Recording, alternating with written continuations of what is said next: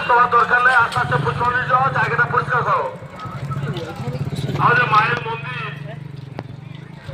নিবাসীরাই দীর্ঘদিন ধরে করে আসছেন। এখানে এই পুজো কমিটির সভাপতি, সম্পাদক, সমস্ত সভ্যবৃন্দ, এখানে মঞ্চে আছেন আমাদের উপপ্রধান, এই এলাকার ডাক্তার বাবু,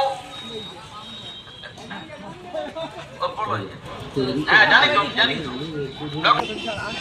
এই পুজো কমিটির সমস্ত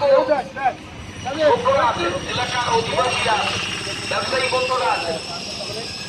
আমি সবাইকে শ্যামা মায়ের চরণে প্রণাম জানিয়ে কালী পূজা এবং দীপাবলির বয়োজ্যেষ্ঠদের প্রণাম এবং ছোটদের আমি কালী মায়ের কাছে একটা করতে হবে।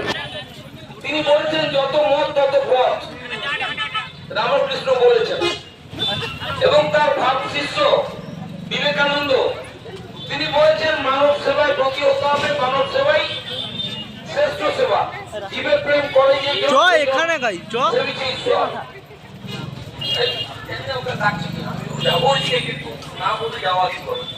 তো সেই জায়গায় আমি বলবো যে আমরা মানব সেবায় ব্রতী হয়ে আসুন।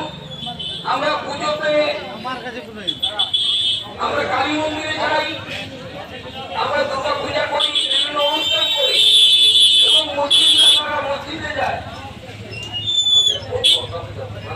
তো সেখানে সেবাতে আমাদের প্রতি হতে হবে, কারণ কোন ধর্মই ছোট নয়, কোন ধর্মকে অবজ্ঞা করার কথা সনাতন ধর্ম বলে না। আজকে রামকৃষ্ণ বলেছেন যত মত আছে তত পথ আছে, আর বাংলার মুখ্যমন্ত্রী বলেছেন যে উৎসব যে যার, আমাদের ধর্ম যে যার, উৎসব সবার। আমাদের কিন্তু এই যে বিভিন্ন জায়গায় বিভিন্ন অনুষ্ঠান হচ্ছে, সেখানে কিন্তু রাষ্ট্রের রং লাল।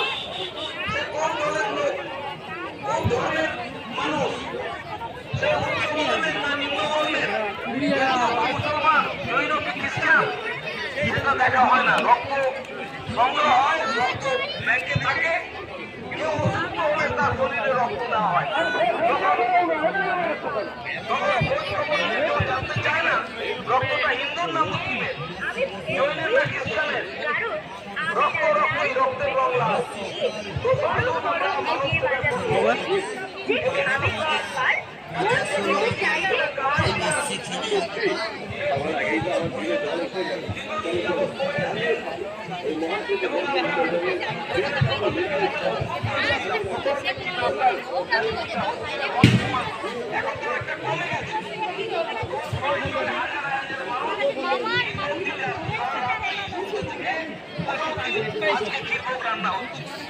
মানুষের বিশ্বাস